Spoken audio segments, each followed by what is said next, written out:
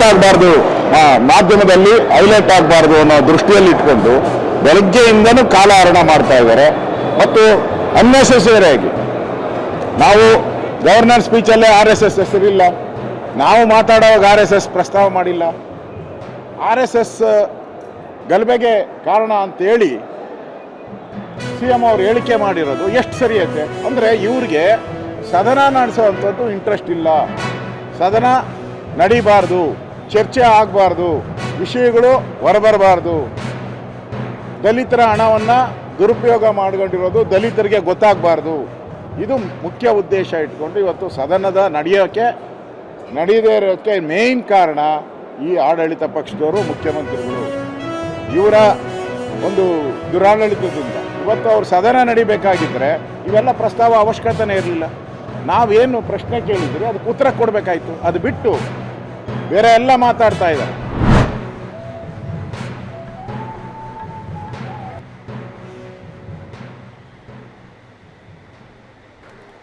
Next district is Belagavi.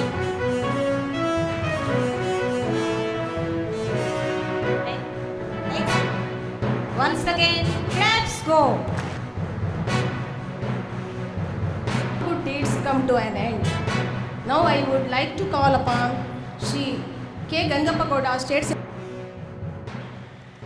इस वर्ष 987 cups, 1075 बुलबुल, 1935 scout, 2099 guide, 293 rovers और 349 रेंजर्स, कुल मिलाकर 6738 विद्यार्थियों को क्रमशः चतुर्थ चरण हीरक पंख और राज्य पुरस्कार अवार्ड से सम्मानित किया गया है.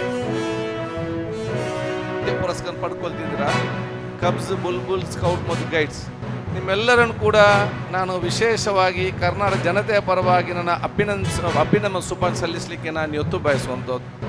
ಯಾಕೆಂತ ಹೇಳಿದರೆ, ನೀವು ಬರೀ ಇವತ್ತು ರಾಜ್ಯ ಪುರಸ್ಕಾರ ಮಾತ್ರ ಅಲ್ಲ, ನಿಮ್ಮ ಕಳೆದ ಇಷ್ಟು ವರ್ಷಗಳ ಟ್ರೈನಿಂಗ್ ಮುಖಾಂತರ ನೀವು ನಿಮ್ಮ ತಂದೆ ತಾಯಂದಿರ ಆಸೆ ಸಂಪತ್ತು ಮಾತ್ರ ಅಲ್ಲ, ನಿಮ್ಮ ತಂದೆ ಮತ್ತು ತಾಯಿಯ ಆಸೆ ಸಂಪತ್ತು ಜೊತೆಯಲ್ಲಿ ಈ ದೇಶ ಸಂಪತ್ತನ್ನಾಗಿ ಮಾಡಿ ಈ ಸ್ಕೌಟ್ ಸಂಸ್ಥೆ ಇವತ್ತು ಮಾಡಿದ್ದೆ ಅಂತ ಹೇಳಲಿಕ್ಕೆ ನಾನು ಇವತ್ತು ಬಯಸುವಂಥದ್ದು.